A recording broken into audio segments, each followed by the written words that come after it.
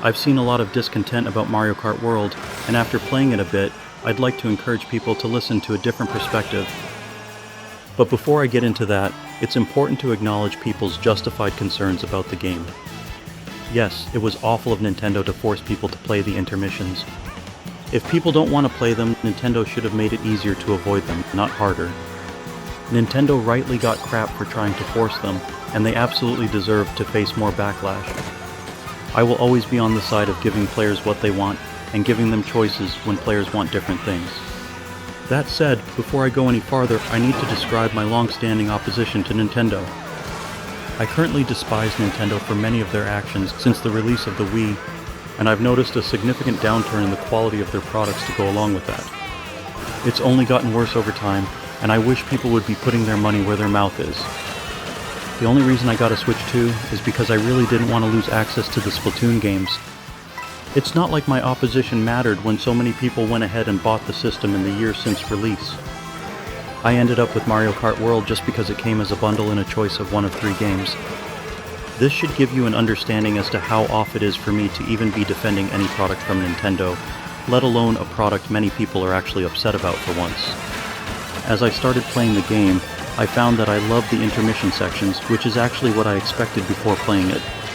You're probably very confused as to why, so let me show you some footage from another game. This is a game called Need for Speed: The Run. It's a game about a grand race from Los Angeles to New York City. Naturally, at least some sections are going to be long, straight highways in the middle of nowhere. As a result, the vehicle you're driving will reach its top speed and go screaming down a long stretch of road.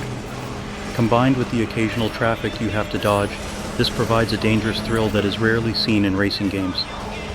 Beyond just that, it's a long road trip, a journey into and through the outer reaches of civilization. Many people find themselves craving this, but don't have the ability or motivation to go and drive out there.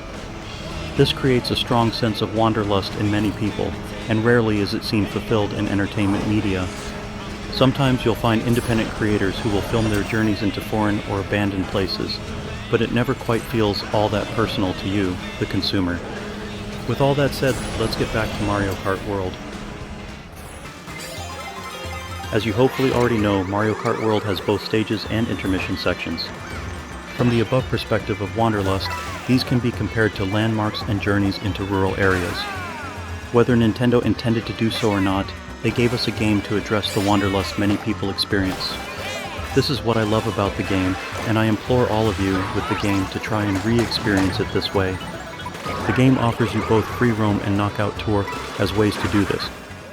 Free roam lets you experience it all casually, being the person who decides where your journey takes you and seeing what you can find along the way. Knockout Tour gives you a purpose for the journey and a group of other drivers to travel along that road trip with you. I personally consider this the highlight of the game, and a lot more fun than just running 3 laps on a track. I loved when Mario Kart 7 added tracks that have 3 sections instead of 3 laps. I was really hoping to see more of that in 8, but for whatever reason it just didn't happen. With all that addressed, there are a few other things that I like a bit more about Mario Kart World.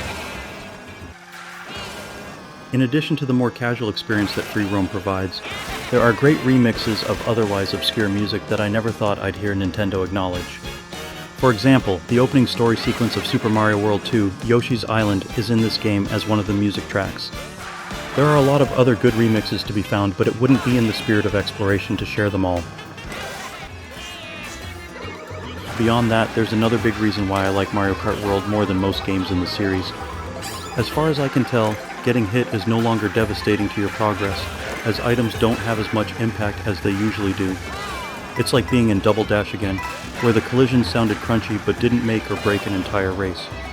This makes luck naturally a less prominent factor than before, which gives the player's skill more room to shine. That said, this is still Mario Kart, and you can and will still be murked every now and then. There is, however, one particularly glaring issue I have with this game that doesn't seem to have been addressed by anyone. You can't see any of the routes on the game's map, and the minimap only shows your immediate area. There's no navigation system, and they didn't even provide a compass. If you get lost, you can only warp to a stage. Being able to find your way is an important part of exploring, and this game definitely needed that. There are unobtrusive ways to handle navigation, and Burnout Paradise is a good example of this. In Burnout Paradise, you are free to reach the destination of a race by any route you choose. At the top of the screen, you can see the name of the street you're on. When you come up to an intersection, the game will show you the cross streets and light up its suggestion. In addition, your car's turn signal will also point you towards the route the game thinks is best. As you can see, I'm ignoring the suggestion because I know a faster route. My route is longer, but you don't have to slow down at all. This game is much like Mario Kart World, in the fact that it also has an open world. However, unlike Mario Kart World, the minimap shows routes and the map is very detailed. The minimap also doesn't rotate, so you always know which direction is north.